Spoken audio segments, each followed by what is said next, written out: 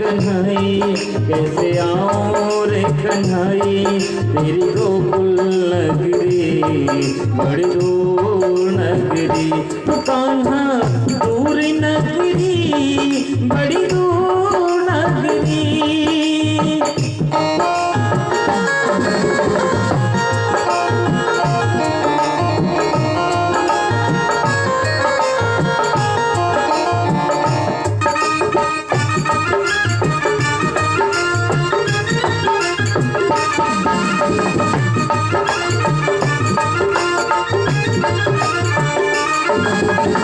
मीराबाई गावे,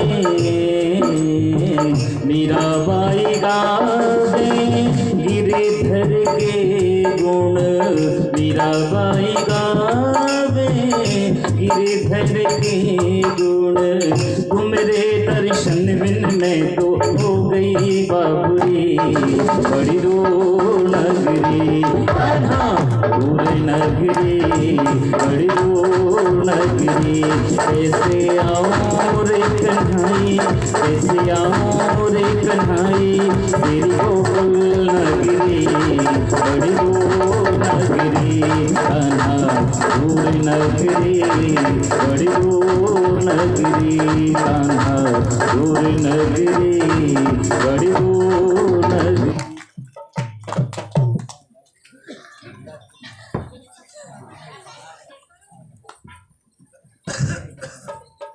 चलते जा रहे हैं सुदामा, भगवान का भजन करते जा रहे हैं और चलते चलते इतना थक गए कि अब उनसे चला नहीं जाया। जब चला नहीं गया तो एक पेड़ की छांव में सुदामा जी ने विश्राम किया। विश्राम करने के लिए जैसे ही वह लेटे, सोते हुए सुदामा को मेरे गोविंद ने द्वारिका में पहुंचा दिया। क्यों? भगवान का कहना है, जो तू आवे एक पग मैं पग आऊं 60। भगवान इतने चले, सुदामा इतने चले, भगवान ने सोते हुए द्वारिका में पहुंचा दिया। और जैसे ही नींद उनकी खुली, एक राहगीर से पूछा, भैया राम राम। राहगीर ने कहा, राम राम तो नहीं चलता यहाँ पर राधे राधे चलता है। राधे राधे करने के बाद उस राहगीर से पूछा, भैया ये बताओ कि द्वारिका कितने दूर है? बोले द्वारिका में ही है महाराजा। बोले अच्छा, हम द्वारिका आ गए, हम तो सोच रहे थे कि अब ये बहुत दूर होगी। द्वारिका का नाम सुनकर सुदामा के मन में बहुत प्रसन्नता हुई और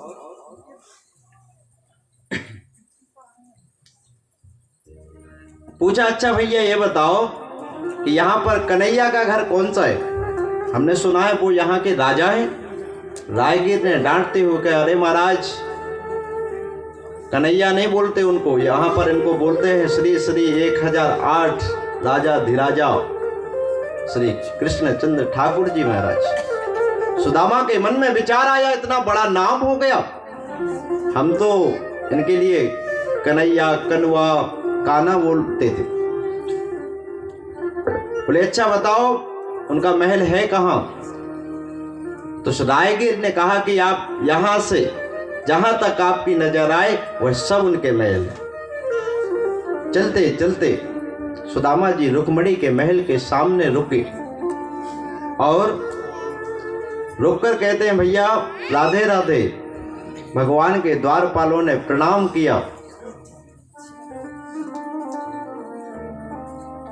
यहां पर भगवान दोपहर का भोग पाकर शयन कक्ष में प्रस्थान करने वाले थे।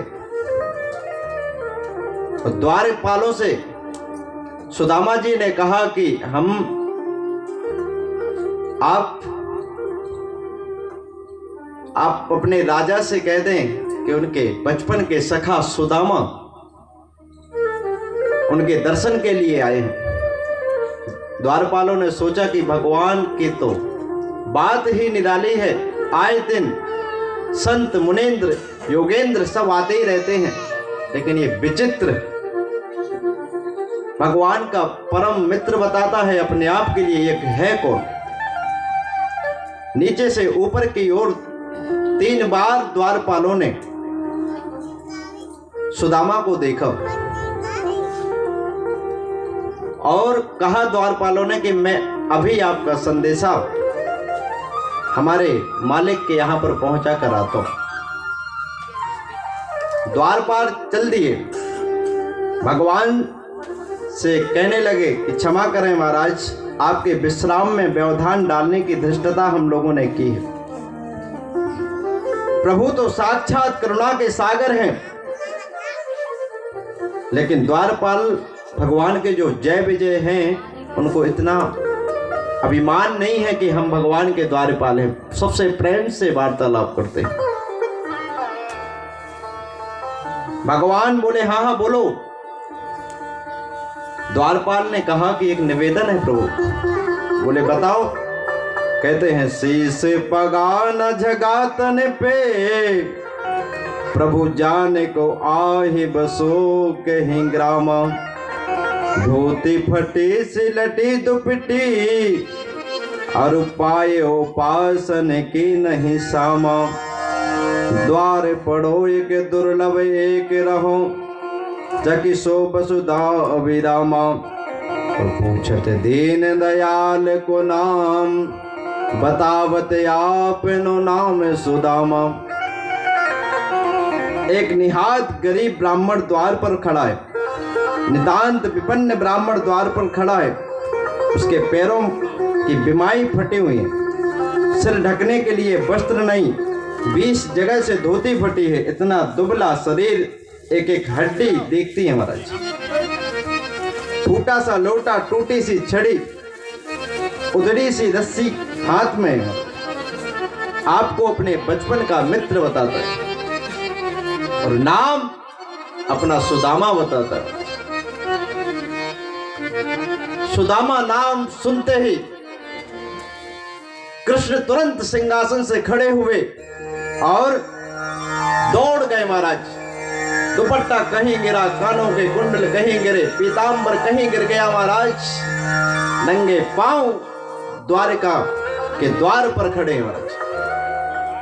और जैसे ही सुदामा को देखा, मानो बरसों से मिलने के लिए एक दूसरे से तड़प रहे हो। देखते देखते धीरे धीरे अंक में भर लिया सुदामा को और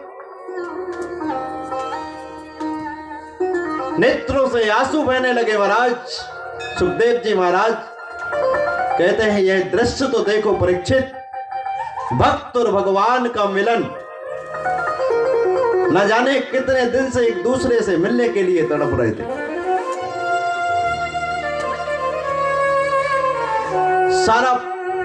सारे परिवार में खलबली मच गई महाराज कि ऐसा कौन आ गया जिसके लिए लेने के लिए प्रभु नंगे पांव दौड़े।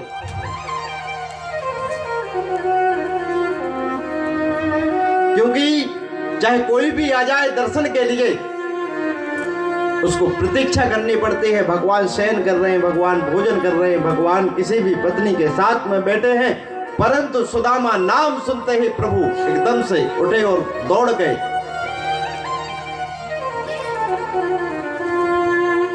मेरे गोविंद सुदामा को लेकर अपने महल में आए।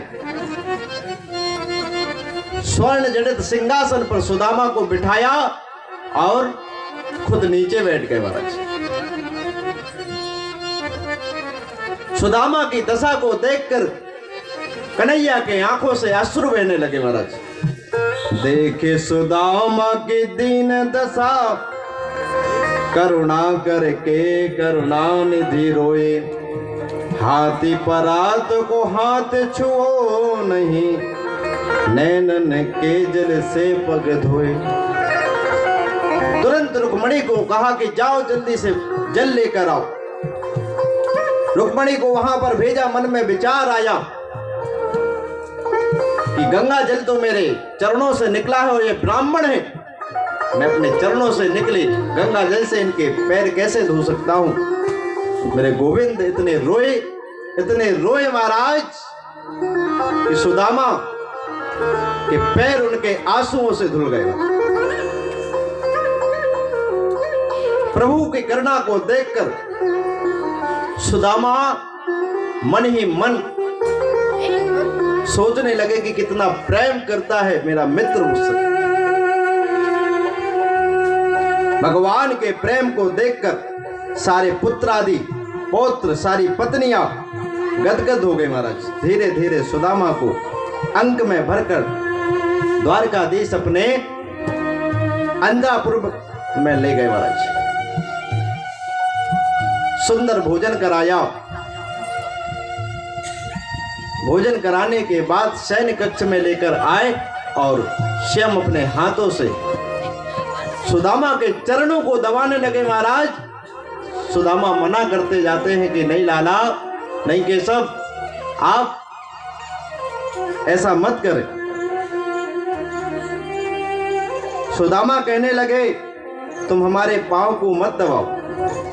भगवान ने कहा विप्रा प्रसादात् धरणी धरोहम, विप्र प्रसादात् कमलावरोहम, विप्र प्रसादात् अजिताजितोहम, विप्र प्रसादात् मम राम नाम।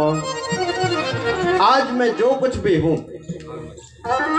जो कुछ भी हूं, आप जैसे ब्राह्मणों की कृपा से ही हूं। सुंदर भोजन कराया। भोजन कराने के बाद अपने बचपन की बातें करने लगे सुदामा जी से। रुक्मणी से कहते हैं भगवान कि देवी, हम दोनों मित्र एक साथ गुरुकुल में एक साथ पढ़े हैं। सारी बातें बताई बचपन की सारी पत्नियों के लिए महाराज, और यह बात भी बताई कि गुरु माता ने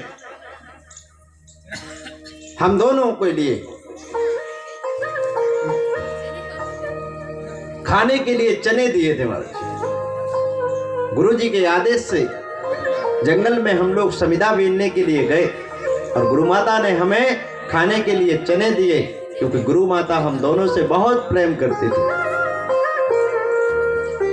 बहुत प्रेम करती थी महाराज।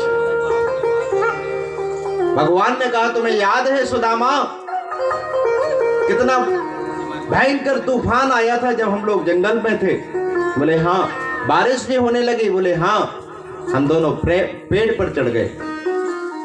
बोले हाँ।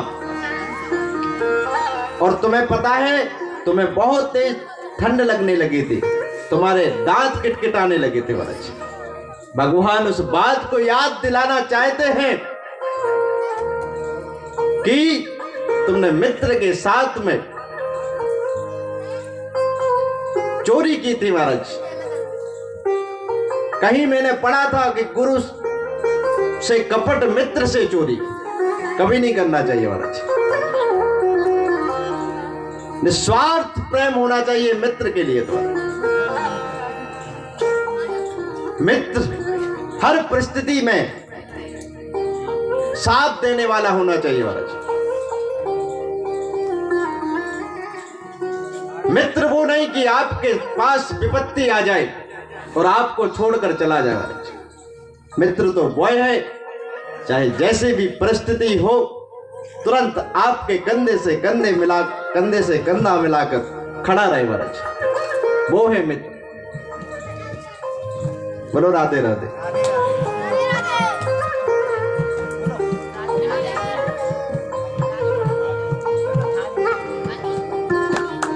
भगवान ने बहुत सारी बातें की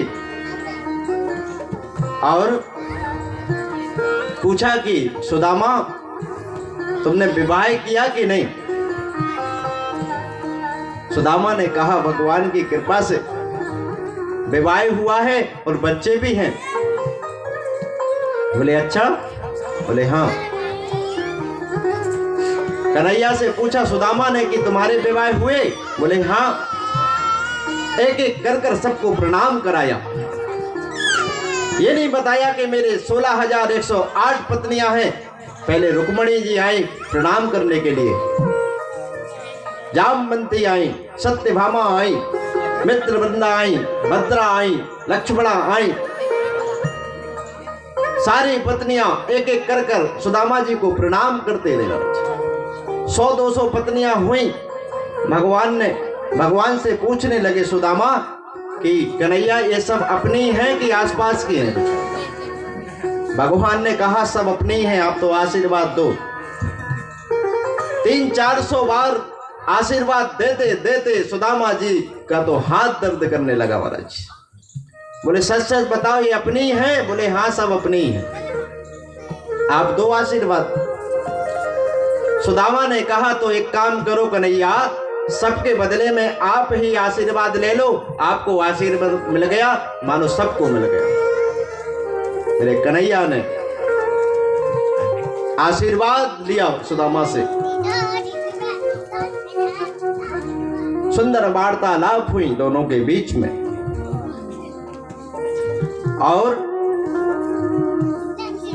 कुछ दिनों के बाद सुदामा को अपनी सुशीला की याद आई कि मैं तो यहाँ पर बड़े सुखमय समय व्यतीत कर रहा हूं, ना जाने मेरी पत्नी का, मेरे बच्चों का क्या हाल होगा। तुरंत कहने लगे कि अब मैं जाना चाहता हूं। कन्हैया ने कहा कि ठीक है जाओ, लेकिन एक बात बताओ कि भाभी ने मुझे कुछ भेजा है कि नहीं भेजा? कन्हैया का यह वर्चस्व देखकर, इतना बड़ा साम्राज्य देखकर सुदामा की इच्छा नहीं हुई कि यह चावल की पोटली कन्हैया को प्रदान कर दे। सुदामा ने कहा कि जल्दी जल्दी में मैं भूल गया लाना। बोल तो रही थी कि कुछ लेकर जाओ, लेकिन मैं जल्दी में भूल गया। देने का मन नहीं करता सुदामा का। कन्हैया ने जैसे ही सुदामा के बगल में देखा, उनका एक हाथ उठा हुआ था महाराज। तुरंत वह पोटली खींची और खींचने के बाद भगवान बोले कि ये तो दिया है, मुझसे छुपा रहे हो, ये तुम्हारी आदत जाएगी नहीं सुदामा। बचपन में भी तुमने कुछ मुझसे छिपाया था और आज भी छिपा कर ले जा रहे हो। तुरंत पोटली छीन ली और एक मुट्ठी चावल लेकर जैसे ही मुंह में डाला और मन में संकल्प कर लिया कि स्वर्ग का जो भी सुख होता है वो मैं सुदामा को देता हूं। दूसरी मुट्ठी चावल की भरी और मुंह में देकर संकल्प किया कि सारे ब्रह्मांड का सुख मैं सुदामा को प्रदान करता हूं। तीसरी मुट्ठी चावल जैसे ही खाने को तैयार हुए, तुरंत रुक्मणी ने हाथ पकड़ लिया और कहने लगे महाराज कुछ प्रसाद हम लोगों को मिलेगा। और आंखों आंखों में कहने लगी सब कुछ इस ब्राह्मण को दे दोगे क्या? भूल गए हो क्या? एक ब्राह्मण वो था जिसने तुम्हारी छाती में लात मारी थी। भगवान ने भी आंखों में कह दिया कि वह भी एक ब्राह्मण था जो तुम्हारा पत्र लेकर मेरे पास आया था, तब तुम इस महल की पटरानी बनी हो। यह मित्र सुदामा भी ब्राह्मण ही है, तो मेरा नितांत भक्त है, ऐसे मैं कुछ देने से कैसे रुक सकता हूं? आंखों आंखों में दोनों की बात हो गई तो रुक्मणी ने कहा कुछ प्रसाद हम लोगों के लिए भी मिल जाए। तुरंत भगवान ने वह प्रसाद एक मुट्ठी चावल रुक्मणी को देते हुए कहा कि जाओ सारी रानियां मिल बांट कर इस प्रसाद को पाना। सुदामा जी को जो वस्त्र पहनाए हुए थे मेरे कन्हैया ने वह भी उतार लिया। मन में विचार किया सुदामा जी ने कि ये वस्त्र भी नहीं दे सकता मुझे, ये मेरा बचपन का मित्र है। और सुदामा जी जैसे आए थे वैसे ही चले गए महाराज। दिखावटी धन ऐश और वैभव भगवान को पसंद नहीं महाराज। जब वो देते हैं तो चप्पड़ फाड़ कर देते हैं महाराज। बोलो राधे राधे। सुदामा जी चलने लगे महाराज। 6 महीना आने में लगा था, 6 महीना जाने में लगा। और जैसे ही अपने कुटिया की ओर बढ़े, वहां पर वह आश्चर्यचकित रह गए महाराज। जहां पर सुदामा की कुटिया बनी हुई थी, सुदामा की जहां कुटिया बनी हुई थी, वहां पर उन्होंने देखा तो बहुत विशाल महल बना हुआ है। उन्होंने सोचा कि शायद किसी राजा को यह जगह पसंद आ गई होगी और उन्होंने हमारी कुटिया को हटाकर यह महल बना दिया। मन में बहुत ग्लानि हुई कि मेरी पत्नी, मेरे बच्चे कहां गए होंगे महाराज। मेरे बच्चे और पत्नी कहां गए होंगे, इस चिंता में जैसे ही वह लौटने लगे, थोड़ी देर बाद आवाज आई, बोलो राजा सुदामा की जय। सब लोग जय जयकार करते हुए वहां से दास दासियां और बीच में उनकी पत्नी सुशीला आरती की थाली लेकर चली आ रही महाराज। 6 महीने में सुशीला जो दुबली पतली थी, उनका स्वरूप ही बदल गया महाराज। अनेकों अनेक गहने पहने हुए हैं, सुंदर वस्त्र धारण किए हैं, आरती की थाली छम छम करते हुए लेते आ रही महाराज। सुदामा तो बेचारे पगल से हो गए, न जाने कौन सी रानी यहां से निकल रही है, और सुदामा नामक राजा ने ही यहां पर यह महल बनाकर रख दिया महाराज। उनको पता ही नहीं चला कि मेरे गोविंद ने मुझे इतना सब कुछ दे दिया।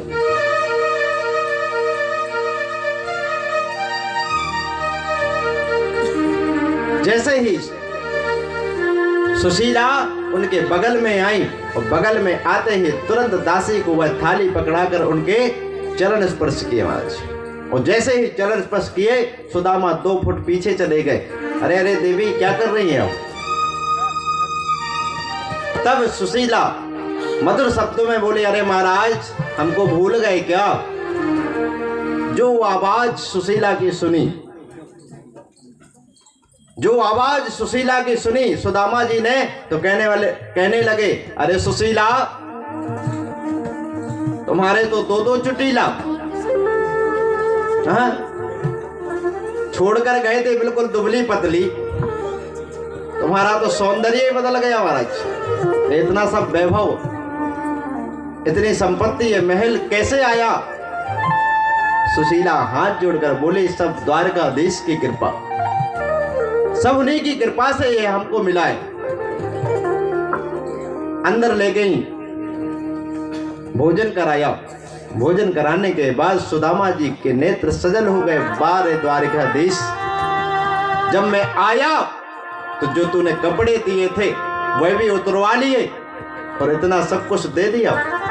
तेरी महिमा, तेरी लीला अपरंपार है रे द्वारकाधीश। अब सुदामा जी को बहुत दुख हुआ कि बताओ, इतना सब वैभव, मेरे अंदर अहंकार आ जाएगा तो मैं 2-4 मालाएं जो भगवान के नाम की कर लेता हूं वह भी छूट जाएंगे महाराज। सुदामा ने अपनी पत्नी सुशीला से कहा कि तुम्हें धन की आवश्यकता थी, तुम्हें धन मिल गया, वैभव मिल गया, अब एक काम करो, सोने की रोटी बनाओ, चांदी के सिंहासन पर बैठकर खाओ। तुम्हारे लिए ही धन चाहिए था ना, मुझे तो कृष्ण की भक्ति चाहिए थी। मैं चला वन में, वहीं पर जाकर अपने प्रभु का गुणगान करूंगा। और जैसे ही जाने लगे तब पीछे से आवाज आई, अरे ओ सुदामा जी, कहां जा रहे हो? सुदामा जी ने पलट कर देखा तो टेढ़ी टांग वाला मुरली बजाता हुआ बैठा हुआ था महाराज।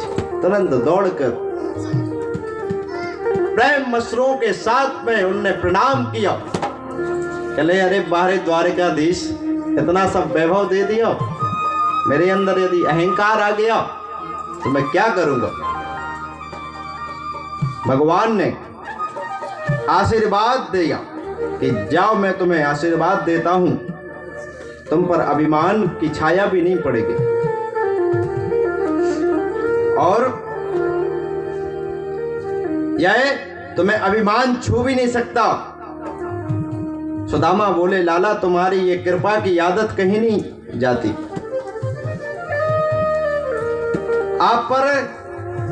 आप तो कृपा के सागर हैं द्वारिकाधीश। मैंने जो आपसे ये वैभव लिया, ये आशीर्वाद के रूप में आपने मुझे प्रदान किया। भगवान ने कहा, आपको जो मैंने वैभव दिया, इस वैभव के द्वारा प्रजा का कल्याण करना, जनता के हित में काम करना, समाज के लोगों के प्रति प्रवृत्ति, बड़े दान आदि कार्य, धार्मिक कार्य करना, आपका कल्याण होगा। यह कहकर द्वारिकाधीश चले गए और अनंत वर्षों तक सुदामा ने तप किया। इतना वैभव पाकर भी उनके मन में अभिमान नहीं हुआ। अंत में गोविंद धाम की प्राप्ति हुई। बोलो द्वारिकाधीश की। श्री कृष्ण गोविंद हरे मुरारी, हे नाथ नारायण वासुदेवा। श्री कृष्ण गोविंद हरे मुरारी, हे नाथ नारायण वासुदेवा। श्री कृष्ण गोविंद हरे मुरारी, हे नाथ नारायण वासुदेवा। हे नाथ नारायण वासुदेवा, हे नाथ नारायण वासुदेवा, हे नाथ नारायण वासुदेवा, हे नाथ नारायण वासुदेवा, हे नाथ नारायण वासुदेवा।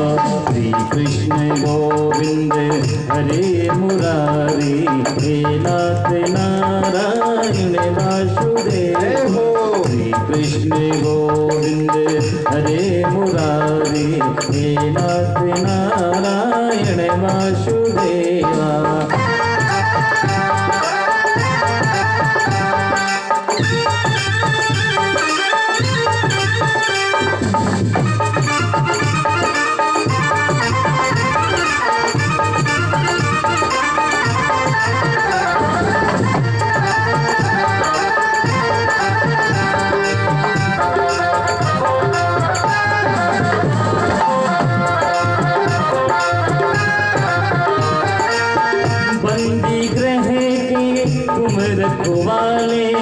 बंदी ग्रह के तुम रखवाले, कहीं जन्मे कहीं पले मुरारी, कहीं जन्मे कहीं पले मुरारी।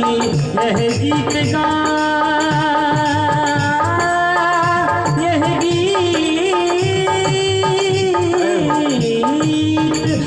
गीत गाता मैं तन नाथ त्यागो, यह गीत गाता तन नाथ त्यागो। गोविंद दामोदर माधवेति, श्री कृष्ण गोविंद हरे मुरारी, हे नाथ नारायण वासुदेवा। राधे कृष्णा कृष्णा कृष्णा राधे राधे, राधे कृष्णा कृष्णा कृष्णा राधे राधे, राधे श्याम श्याम श्याम राधे राधे, राधे श्याम राम राम राधे। राधे कृष्णा कृष्ण कृष्णा राधे राधे, राधे श्यामा श्याम श्यामा राधे राधे। राधे कृष्णा कृष्ण कृष्ण राधे राधे, राधे श्यामा श्याम श्याम राधे राधे। द्वारिकाधीश की जय। सुखदेव जी महाराज कहते हैं कि परीक्षित भगवान समय समय पर अपने प्रियजनों को उपदेश भी देते हैं। आज श्री कृष्ण अपनी सुधर्मा सभा में बैठे एकदम गंभीर होकर, क्योंकि उनको आभास हो गया, देवताओं के द्वारा सूचना मिली कि आप अब अपने परम धाम को आने की कृपा करें। और आज मां गांधारी का श्राप श्री कृष्ण को याद आ गया। महाराज बहुत गंभीर होकर बैठे, अपनी सुधर्मा सभा में बैठकर अपने पुत्रों से बोले कि मैं आपसे कुछ बातें करना चाहता हूं। पुत्रों ने कहा कहिए। कृष्ण बोले व्यक्ति को बिगड़ने के 4 साधन होते हैं। व्यक्ति को बिगड़ने के 4 साधन होते हैं महाराज। 4 साधन। रूपम यौवन संपत्ति प्रभुता का विवेक का, सुंदर रूप का होना, युवा अवस्था का होना, ज्यादा संपत्ति का होना और सत्ता मिल जाना। कौन कौन? सुंदर स्वरूप का होना, युवा अवस्था होना, संपत्ति का होना और सत्ता मिल जाना। इन चारों में से एक भी चीज यदि किसी के पास है और विवेक नहीं है, विवेक ना होने से व्यक्ति अनर्थ कर बैठता है। अनर्थ किए बिना रह ही नहीं सकता। विवेक नहीं होने पर यदि ये 4 चीजें किसी के पास हैं, फिर तो वह व्यक्ति रास्ते चलते व्यक्ति का सिर